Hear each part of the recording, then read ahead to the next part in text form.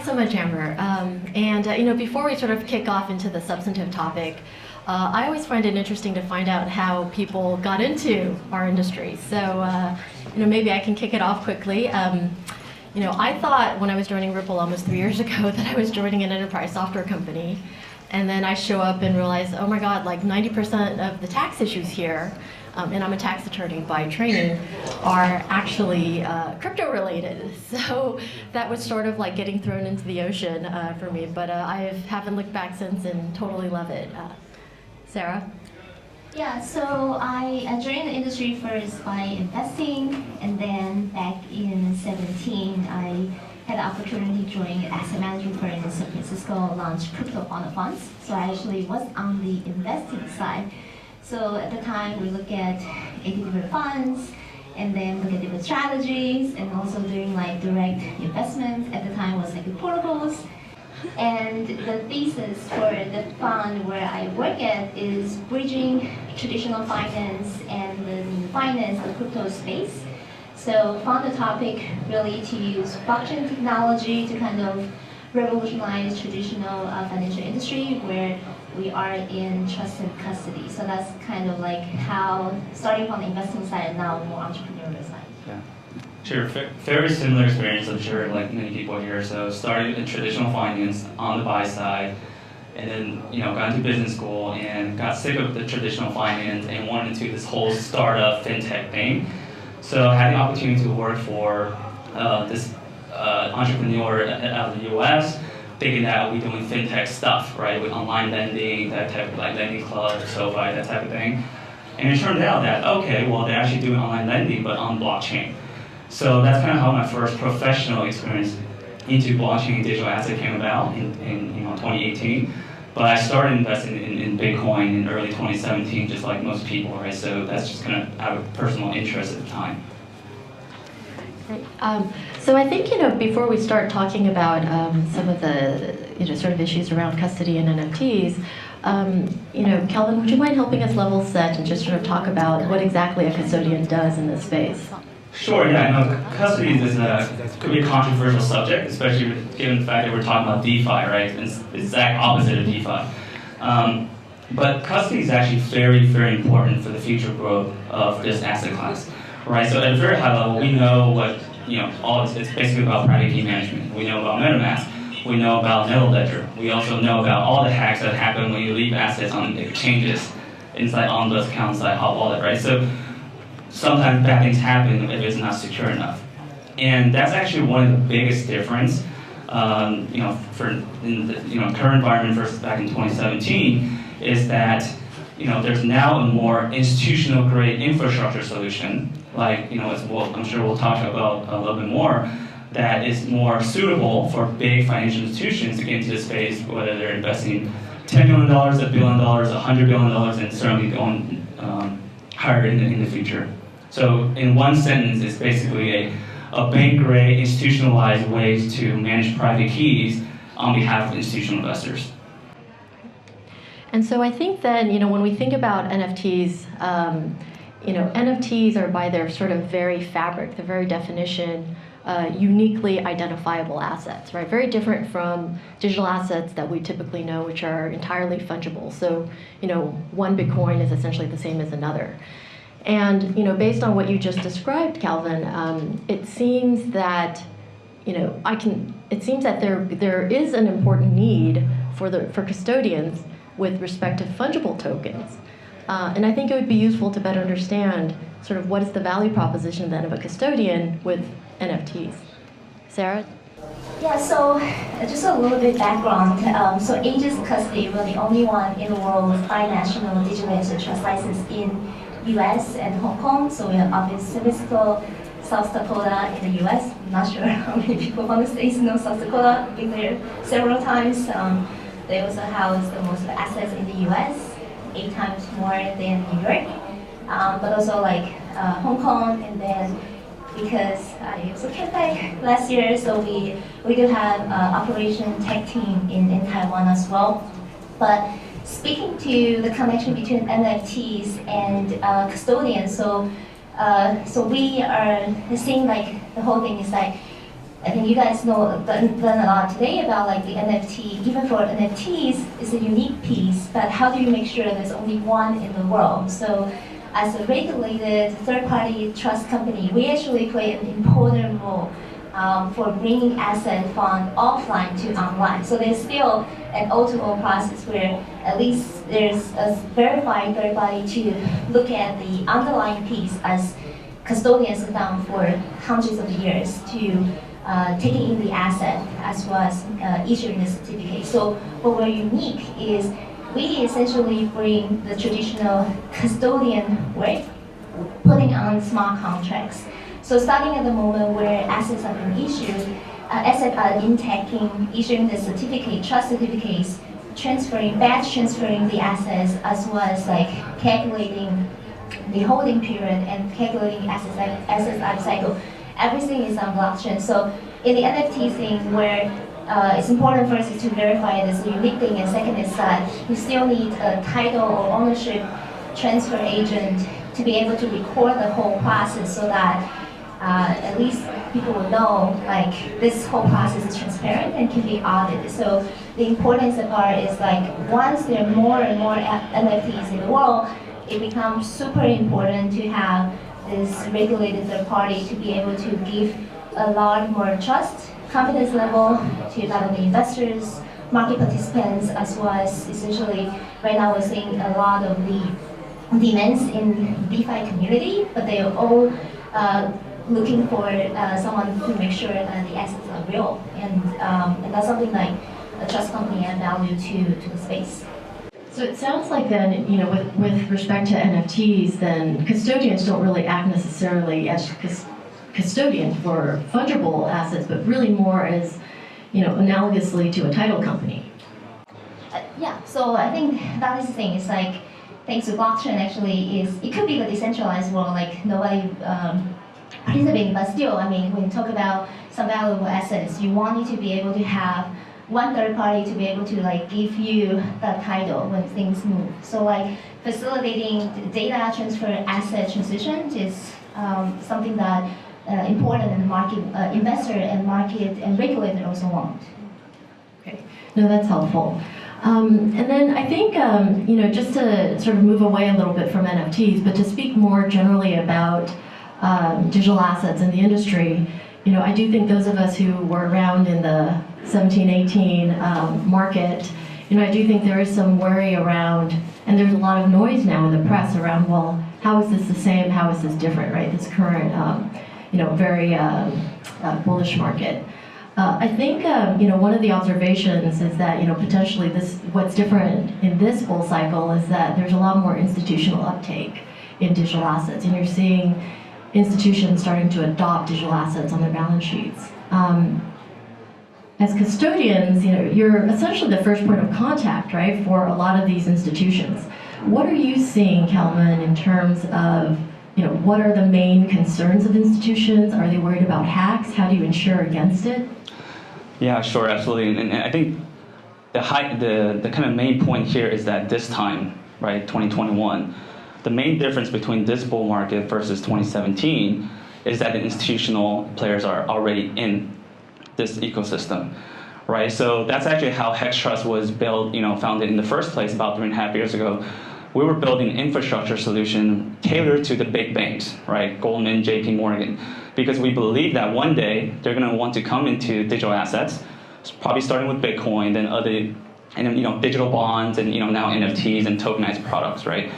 But the first step they're going to need to solve is, how do I say keep client assets? That's always the number one thing these highly regulated entities are going to ask themselves first. And that starts with custody.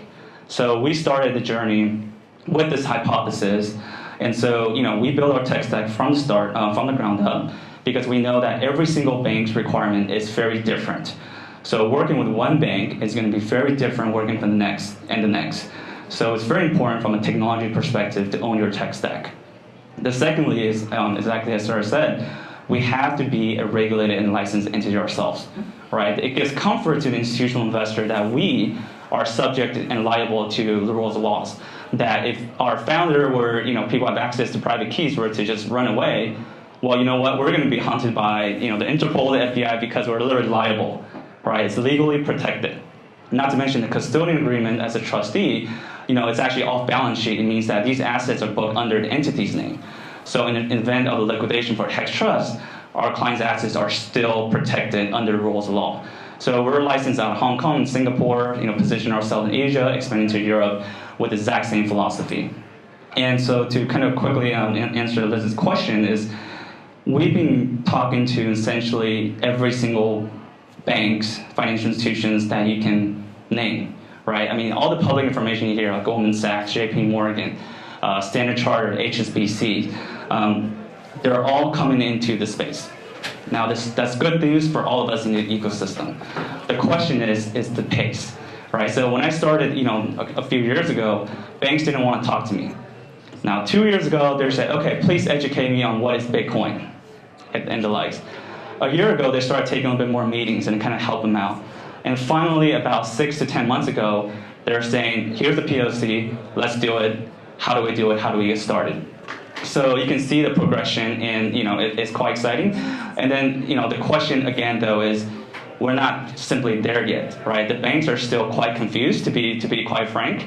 They're thinking about, should we go with a sub-custodian approach from a legal perspective? Should we run a SaaS solution or a cloud-based solution? Or should we do an enterprise on-prem solution with the physical HSM data centers? So that's what's, and then insurance is a given. It's also it's a must and minimum, kind of a minimum requirement to have external insurance to cover client assets. So all of these are now being, the boxes are being ticked, but it still takes time. But again, the good news is that we're moving along. Yeah, so I think when I look back about the history, I think in 17, beginning 18, when I was on the investing side, so we are like the first registered investment advisor in the US for fund-of-fund investments. So across the 80 different funds, I believe there were only 4 that are about 150 million USD, which are qualified to be a registered investment advisor under SEC in the US. Right now, there are 300 of them, just because the bull market, when you have a fund that's 25 million, 10x the 250 million, and then it's driven by regulations. When you have SEC registered fund, then that's required to have you put your assets in qualified custodians. So the needs for custodians become like not just for safety reason, like Kevin just mentioned, but also for driven by regulations. And this is just gonna grow and grow, not only because the market continues to be good, but also because as more and more asset managers come into the space, more investor institutions come into the space, the size of the asset will just grow with more people participating, and definitely on the institution side, because when a fund grows to $250 million, then they will be able to pitch to the institutional investors, like maybe some like large family offices, institutions, endowments,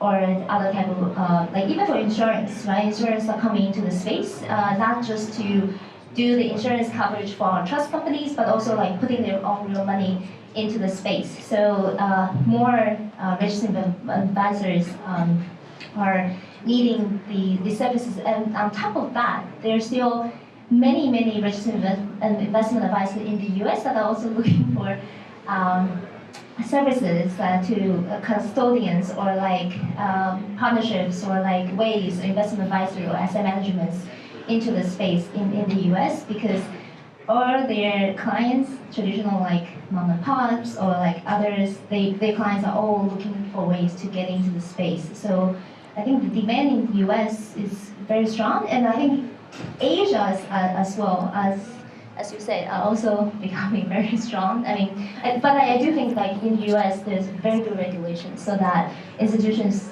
know. Maybe we can have some discussions, on that coverage. I think in terms of the other areas jurisdiction we look at, US actually have a much clearer regulatory framework in terms of trust and custody. But I know you have a lot more expertise. Yeah. So I think maybe one last question for the panelists, and I think this may be something that hopefully will stimulate some discussion in the Q&A, is with DeFi platforms and DeFi systems. there currently doesn't seem to be, I think, the type of AML KYC sort of gatekeeper in those systems. And I think one of the concerns, and I've heard this now, speaking to a couple of folks in the industry, is how do you actually ensure that in these DeFi pools that you don't have dirty coins commingled with clean coins? And it could be that 99.9% of your coins are clean, but you just need that one dirty Bitcoin to taint the entire pool, right?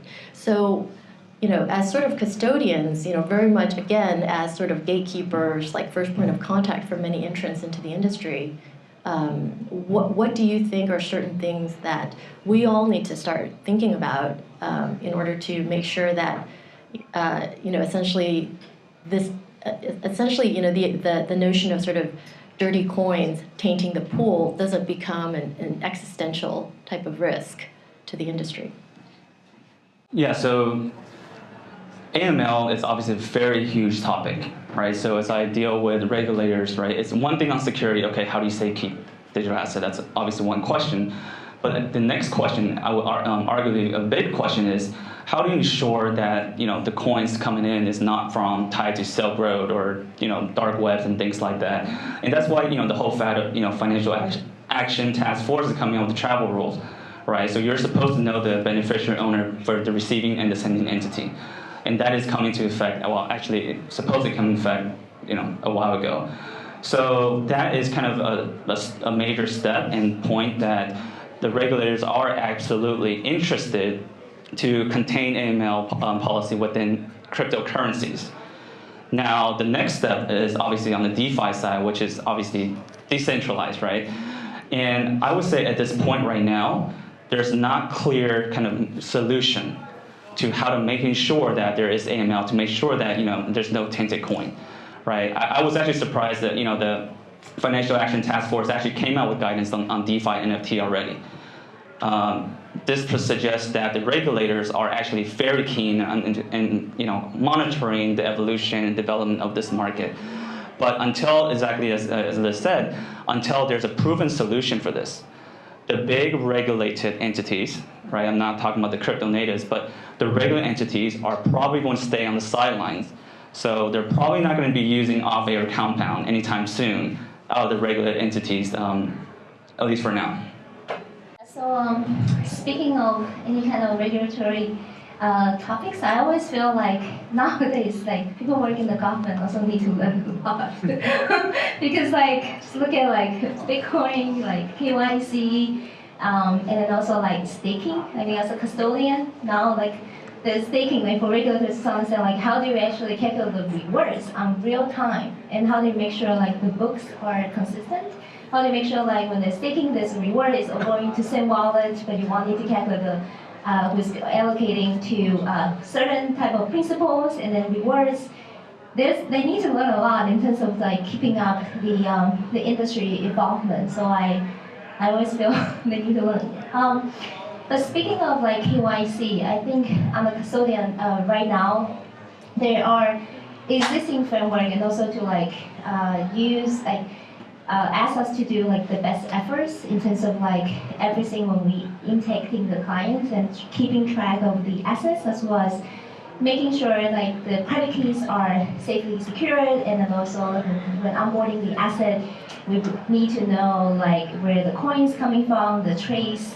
So there's a lot of technologies and KYC/ML technologies that have already been developed and have already been used in the ecosystem, and they're just gonna be more and more data sharing or wallets that already being KYC or that can be applied to even for the DeFi platforms, so that in the future, when newcomers coming in, there's a way to verify the identity of the parties by technology, but not in the traditional KYC and ML. So I think the industry is, as we've seen from the past 3, 4, or 10 years, just keep evolving into the space, and it's important for any kind of participant in the space to kind of keep up the movement, and then with technology enhancement.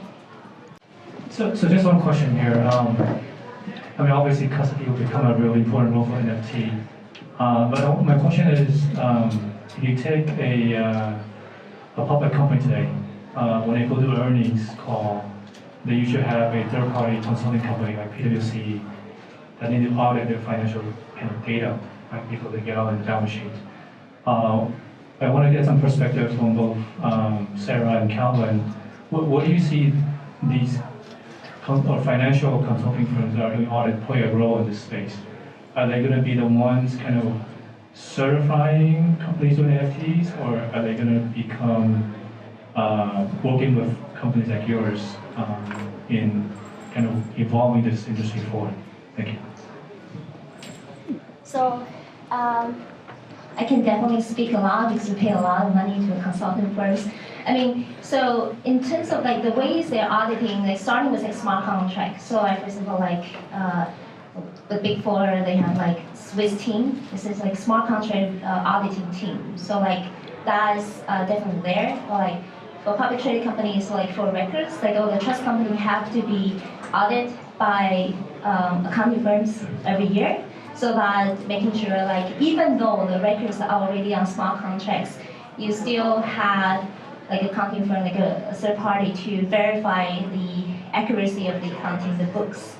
And not only that, I think right now, so another thing is like data. So as the next generation of custodians, our most important assets are actually data. So you can think about private keys are also data because those are not physical assets. So when we deal with a lot of NFTs, there's our work is one, but we're also dealing some financial assets. For example, like trade finance receivables. So we're dealing with like data for like e-commerce company and payment processing company. So essentially, like they also have to deal with smart contracts that are pointing data or to the underlying data. So I think those are all being audited by the accounting firm. So essentially, I think they still play a big part because essentially you need to be able to provide data accuracy not only for the investors of the asset itself, but also for a regulator or if that's the public trading company for the stakeholders.